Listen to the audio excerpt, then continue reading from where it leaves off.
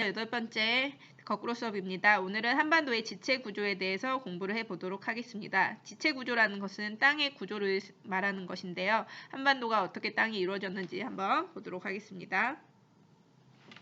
먼저 그것을 알려면 시기별로 이 땅이 이루어진 게 조금씩 달라요. 그래서 지지시대라는 걸 알아야 되는데 크게 시생대, 원생대가 있었던 성캄브리아 시대가 있었고 그 다음에 고생대, 그 다음에 공룡이 살았던 중생대, 그 다음에 삼기사기가 있었던 신생대로 이루어졌습니다.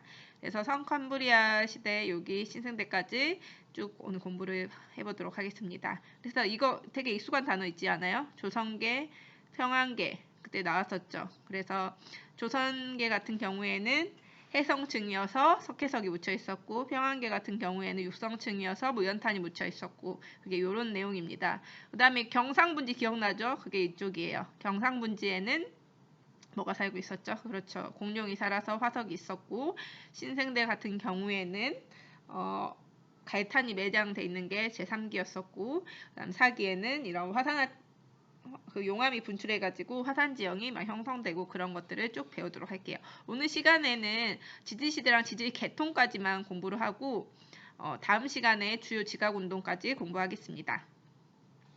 그러면 먼저 첫 번째 한반도 암석은 어떻게 분포있냐? 크게 세 가지로 그 암석은 구분할 수가 있어요. 변성암, 열이나 압력을 받아서 암석의 성질이 변한 변성암이 있고 그 다음에 쌓여서 생긴 퇴적암이 있고 그 다음에 마그마가 이렇게 분출해가지고 생긴 불화를 썼죠. 그래서 그런 불로 인해 생긴 화성암이 있습니다. 그럼 볼게요. 변성암이라는 것은 시생대 그러니까 성캄브리아 시기에 있었던 생긴 암석이라고 보면 돼요.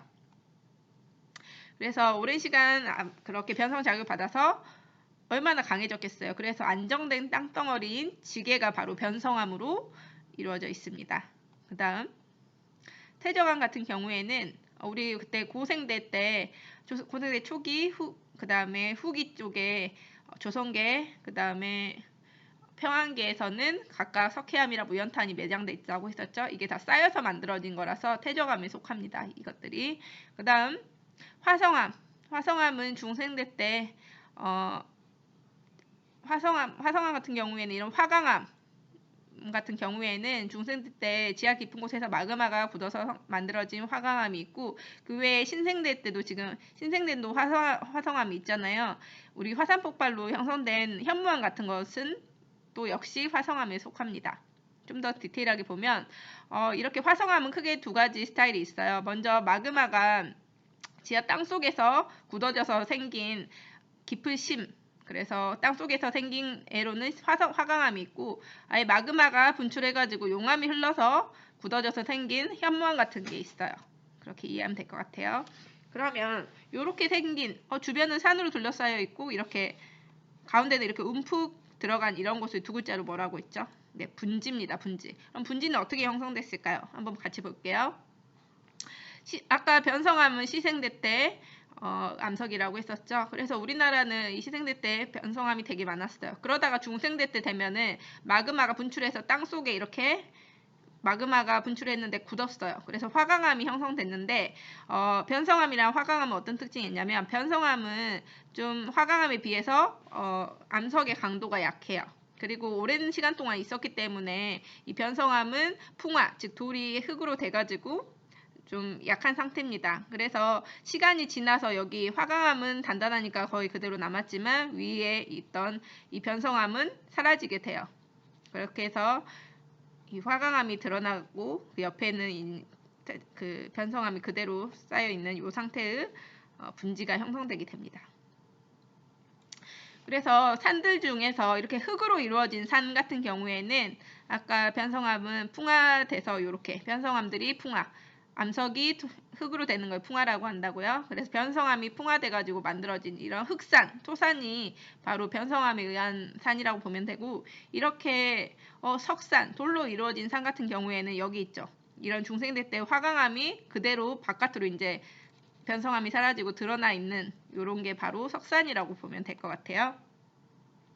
그래서 한반도의 암석 분포는 크게 세 가지. 변성암이 있고 화성암이 있고 퇴적암이 있습니다. 그래서 시원생대 때 변성암은 형성이 됐어요. 그러니까 근데 이 변성암이 이 세 개 중에 세 개 암석 중에 가장 우리나라에 많이 있어요. 즉 그건 무슨 의미일까요?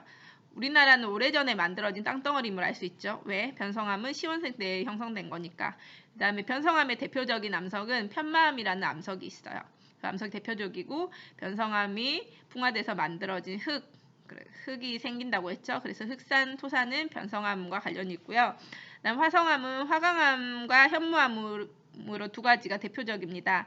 화강암은 중생대 때 땅속 깊은 곳에서 마그마의 관입으로 형성된 깊은 곳에서 형성됐다 해서 심성암이에요.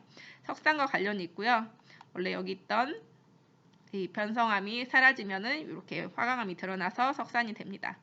그 다음에 현무암 같은 경우에는 신생대 3기 말에서 4기 초 화산활동에 의해서 형성된 분출암이에요. 즉 땅속에서 생긴 게 아니고 마그마가 분출해서 용암이 굳어가지고 생겼다고 보면 되고요. 퇴적암 같은 경우에는 고생대와 중생대의 퇴적암이 대부분이고 대표적인 게 우리가 고생대 초기, 후기에 조선계 그 다음에 평안계에 묻혀 있었던 석회암 무연탄이 대표적이라고 볼 수가 있습니다.